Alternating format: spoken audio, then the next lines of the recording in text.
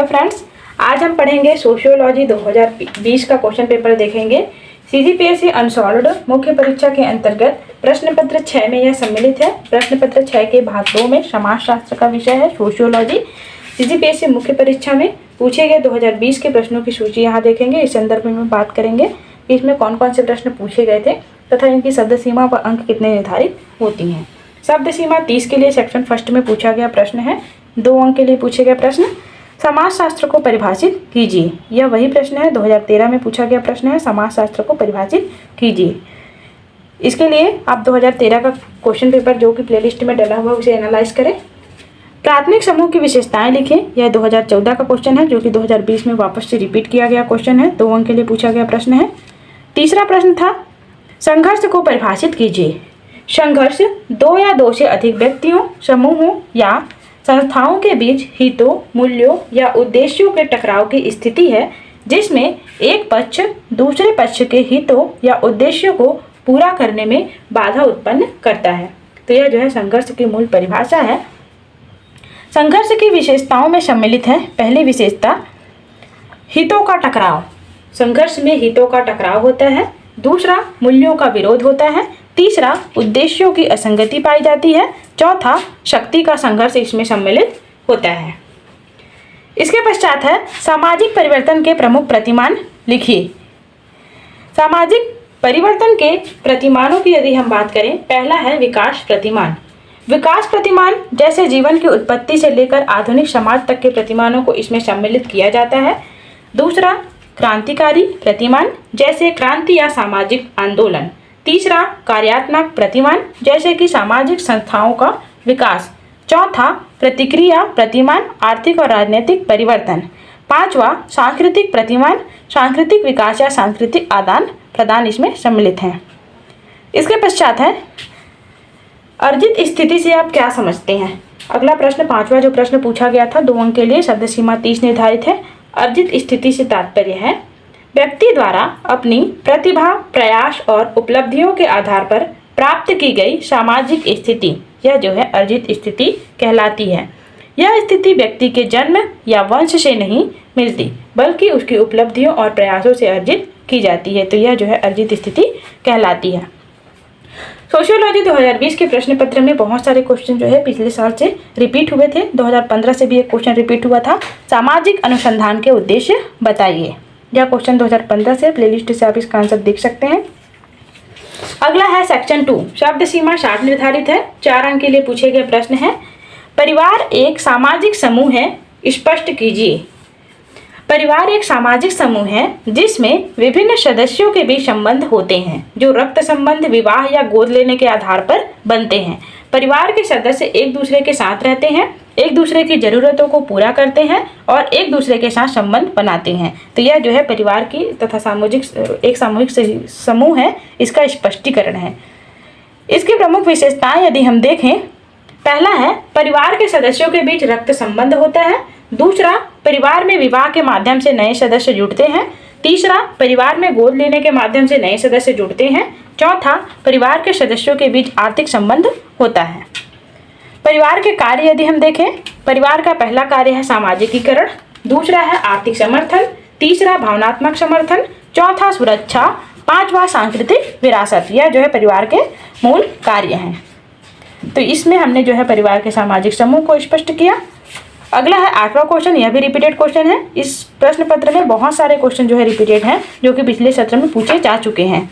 सामाजिक स्तरीकरण के प्रमुख आधार बताइए। 2016 का प्रश्न है जो कि 2020 में वापस से पूछा गया।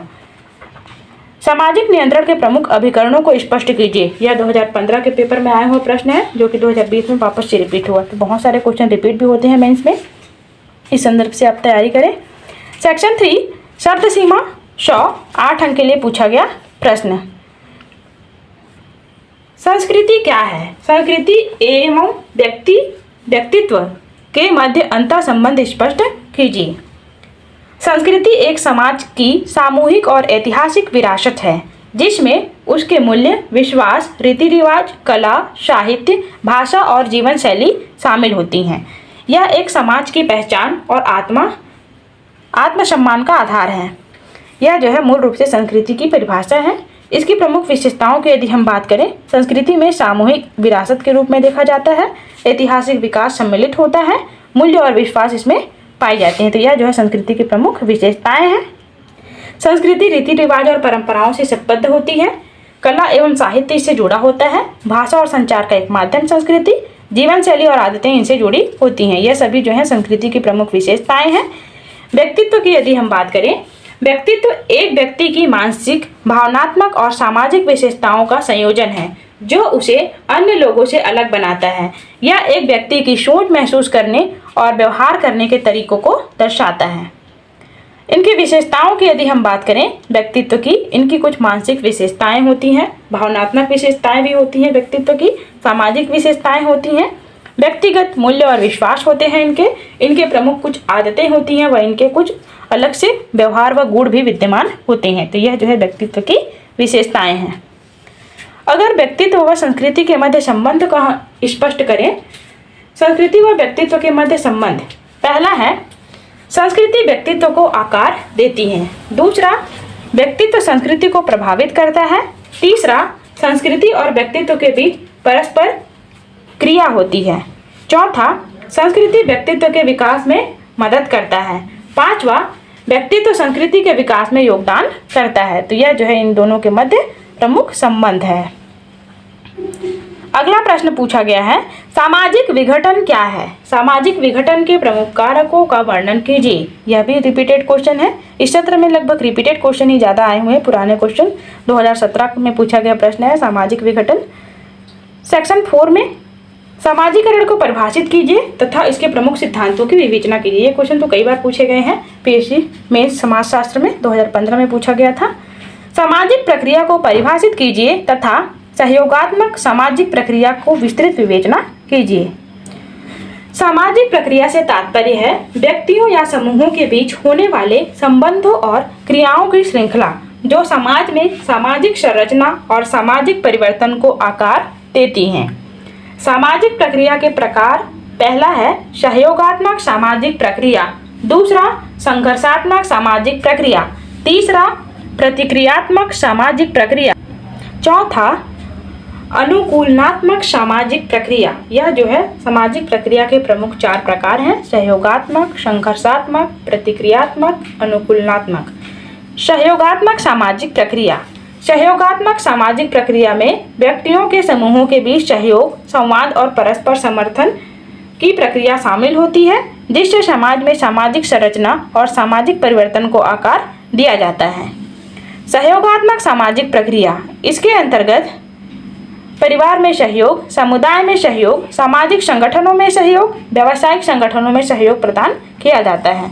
सहयोगात्मक सामाजिक प्रक्रिया के लाभ यदि हम देखें, सामाजिक संरचना को मजबूत बनाना, सामाजिक परिवर्तन को बढ़ावा देना, व्यक्तिगत और सामाजिक विकास को बढ़ावा देना, सामाजिक संघर्ष को कम करना, यह जो है इसके प्रमुख प्रक्रिया के लाभ हैं। सहयोगात्मक सामाजिक प्रक्रिया के प्रमुख घटकों की यदि हम बात करें, संवाद, सहयोग, पहला संवाद, दूसरा सहयोग, तीसरा सामाजिक मूल्य, चौथा नेतृत्व, पांचवा परस्पर समर्थन। यह जो है सहयोगात्मक सामाजिक प्रक्रिया के प्रमुख घटक इसमें सम्मिलित हैं।